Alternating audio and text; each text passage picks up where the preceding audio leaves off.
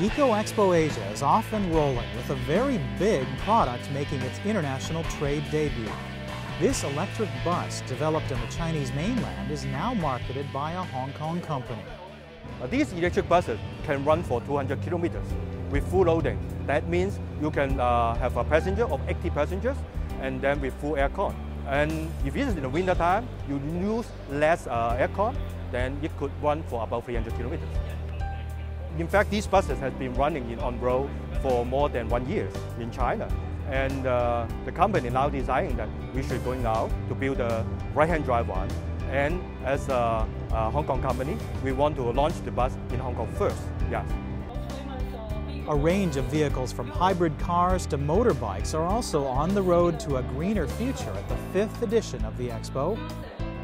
Welcoming more than 260 exhibitors this year, the event has expanded its floor space to accommodate a 33% larger turnout over last year. Eco Expo Asia opens to trade buyers for 3 days before its 4th and final day, when the public will also be admitted for a look at some of the products and test drives and rides of some of the vehicles. The idea is to get the public on the environmental bandwagon by generating excitement about products like this locally developed electric scooter. But Eco Expo Asia is also very much about giving companies from around the world opportunities to drive their business through Hong Kong. The strongest example at the Expo is this year's partner country, the United States. More than 30 exhibitors are in the U.S. pavilion, the largest showing among the 19 countries and regions taking part. U.S. companies are looking more and more to invest in Hong Kong as sort of a bridge or a base to expand to Greater Asia, both the Pearl River Delta region of China and then also sort of around Southeast Asia. It's a place where companies feel comfortable doing business, and it's a place that's sort of interested in purchasing U.S. technology, so there's a great sort of win-win for both sides. National Export Initiative, which is one of President Obama's key policy goals to create jobs in the United States through fomenting exports abroad. Hong Kong sees itself as a platform to help make that happen, both for American exports to Hong Kong and into the region.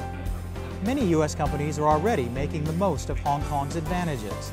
This international design architects firm already has an office in the city to expand their work in the region with environmentally sound building designs. Well, it's interesting. We're a unique breed, I think, perhaps in this conference because we are a US-based company, as I've mentioned, from Miami, but we've also been in Hong Kong for 16 years. Well, I think Hong Kong is a great location to access China. I mean, we're right on the border of one of the first-tier cities in Guangzhou.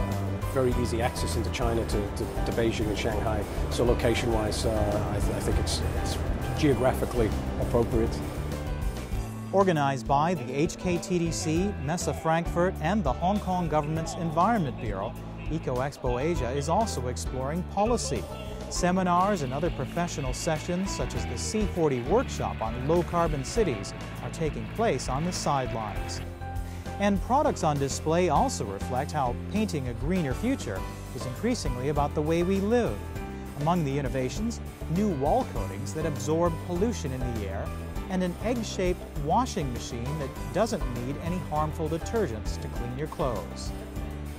Or these rucksacks packing solar panels, and toys made with bamboo, all showing that even the brightest ideas need to first capture the imagination.